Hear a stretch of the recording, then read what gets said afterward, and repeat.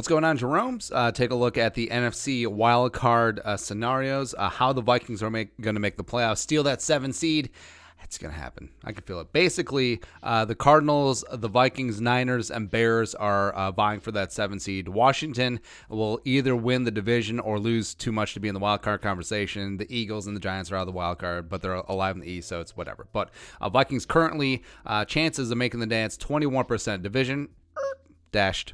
Hopes down the drain, but it's whatever. The game against the Bears on Sunday is a de facto playoff game. Bears at 6-7 still have a 20% chance of making the dance. All these numbers per 538, by the way. So it is what it is, and it's unfortunate that the Cardinals at 7-6 are a game up on the Vikings because it basically is them and the Cardinals vying for that final wild card spot because the Bucs are at 97%, the Seahawks are at 99%, and so the Vikings have to try and get some revenge for Nathan Poole.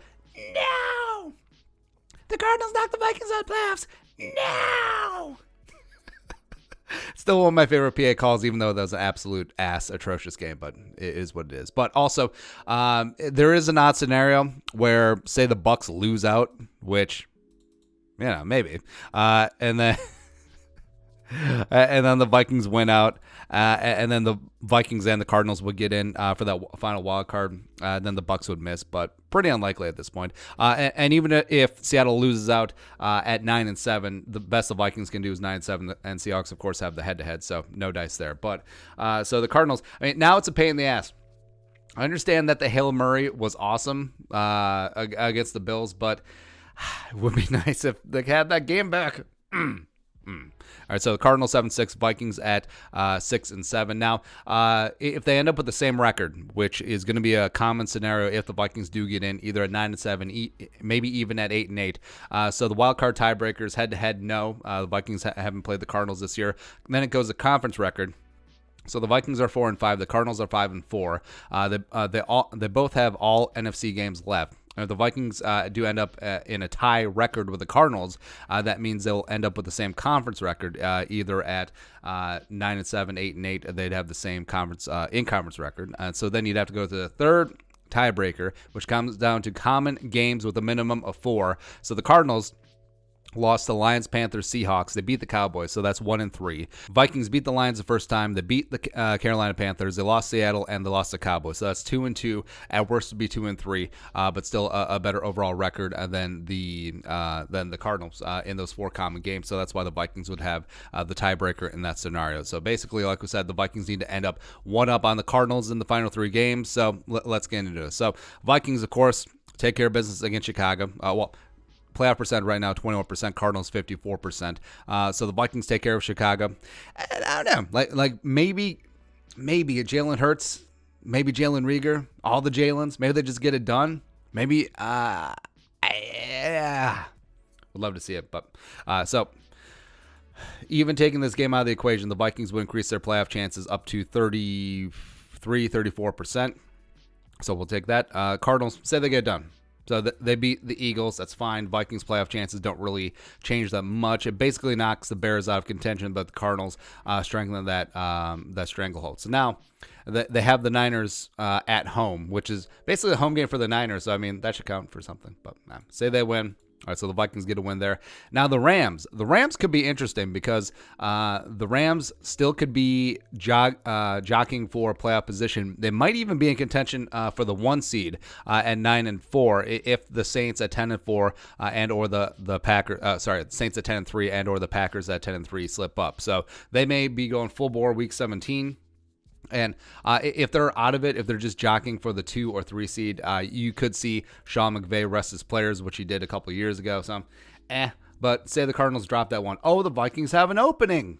Oh, well, the Vikings will know beforehand because that's going to be the late game since it's in LA. But so the Vikings will kind of already know what's going on. But so the Vikings win out. Cardinals drop one, both at 9-7. Like we said, the Vikings would have the tiebreaker in that scenario. And then you look at what the playoff seedings could be in that spot. So you'd have the 7 seed Vikings running it back 2 weeks later down in New Orleans, who get the 2 seed. Then you got the Bucs at the Rams. You have the Seahawks at 8-8 Washington. Let's go. So Vikings map to the Super Bowl would be beating the Saints in the wild card round. Then, as a 7 seed, you trot up to 1 seed Green Bay in Lambeau for the divisional round. Get it on. Love to see it, man. There's just something about division games in the divisional round of the playoffs or the conference championship game. It's just awesome. It's just awesome, man. Plus, we'll get that rubber match. I mean, it's 1-1 for the year. Vikings already beat the Packers at Green Bay. Put the bang thing on them. Let's go. Let's go. And then the championship game, whoever survives of Washington. God, that'd be sweet. That'd be sweet. Washington back at Tampa Bay. You got the Rams this year back at Seattle. So either way, the Vikings would have some revenge opportunities, and the path would be clear. But like we mentioned, the Vikings' best chance scenario is winning out in the spot, and also it's unfortunate that they don't control their own destiny. They do need some help from the Cardinals. So the Vikings win out. They still have an 86% chance. That would be relying on the Cardinals dropping one, and the odd, well, I was going to say the odd chance that the Buccaneers drop out, but dropping that down a percentage, so the Cardinals have a rough go of it as well. I say the Vikings and the Cardinals both end up 8-8, which means that the Vikings have dropped a game in the final 3. The Cardinals have dropped 2 out of 3. Now, the Vikings can't lose to the Lions because then that would gunk up the tiebreaker, the third tiebreaker in terms of common games. So then it would come down to strength of victory, and then you'd have to figure out all these other games. But you see how it splits it up 53-47. Now, if the Vikings win 8-8, but they lost to New Orleans, but they beat Detroit, which is one of the common games. Again, thank you, Lions, for beating the Cardinals.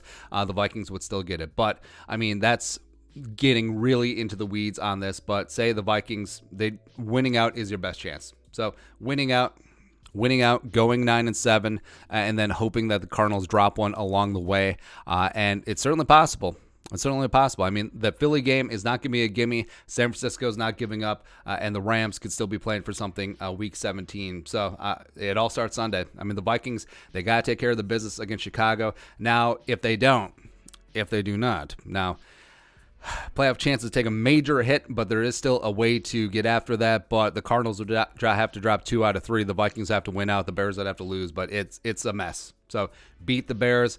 Keep hope alive, keep Skull alive, and then move on from there. But your thoughts. Take a look at the playoff picture. Let us know in the comment section below. Subscribe for daily Vikings takes. Want to support that work? Post on the Venmo. But until next time, Skull, production value.